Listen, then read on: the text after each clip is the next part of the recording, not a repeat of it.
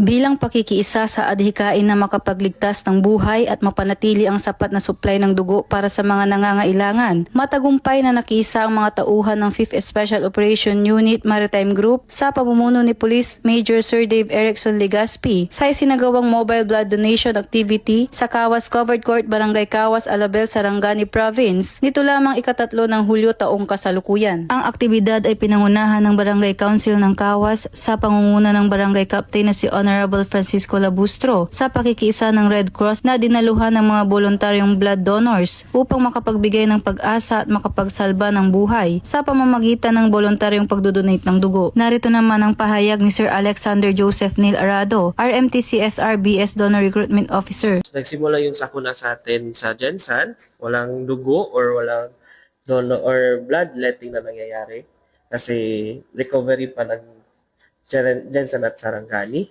Thankful kami sa mga barangay and sa municipalities na pinatuloy ang kanilang mga nakasked na bloodletting, although ang iba naka-risked for sinisecure nila ang area kung saan tayo mag-conduct ng bloodletting. It makes us so happy kay magkakaroon tayo ng stock sa ating office na pwede natin ipapagamit natin sa mga taong nangangailangan.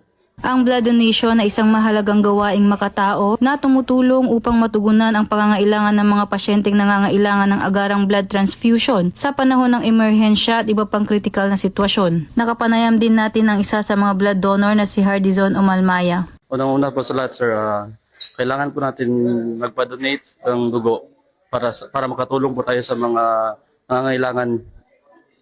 At isa, needed po natin to magpa-donate ng dugo para sa ating pamilya. At sa mga nangangailangan, isa na din tayo para tumulong sa kanila.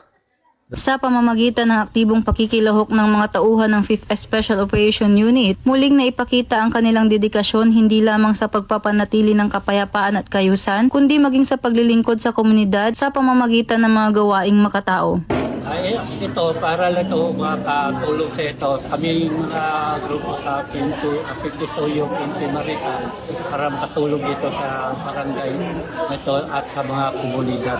Ang PNP Maritime Group sa pamumuno ni Police Brigadier General Crisaleo R. Tolentino ay patuloy na hinihikayat ang publiko at iba pang mga ahensya na suportahan ang mga programang tulad nito at makapagbigay ng bagong pag-asa sa mga kababayang nangangailangan alinsunod sa layunin ng PNP na makatulong sa pagsagip ng buhay sa pamamagitan ng pagdaragdag ng supply ng dugo para sa mga pasyenteng nangangailangan nito. Layunin din nitong palakasin ang diwa ng volunteerismo, malasakit sa kapwa at responsibilidad panlipunan sa hanay ng mga kapulisan. Mula dito sa 5th SOU Maritime Group, Sarangani Province, ako ang inyong PNN Correspondent, Patroluman Luis Maricote. Alagad ng batas, tagataguyod ng balitang pulis.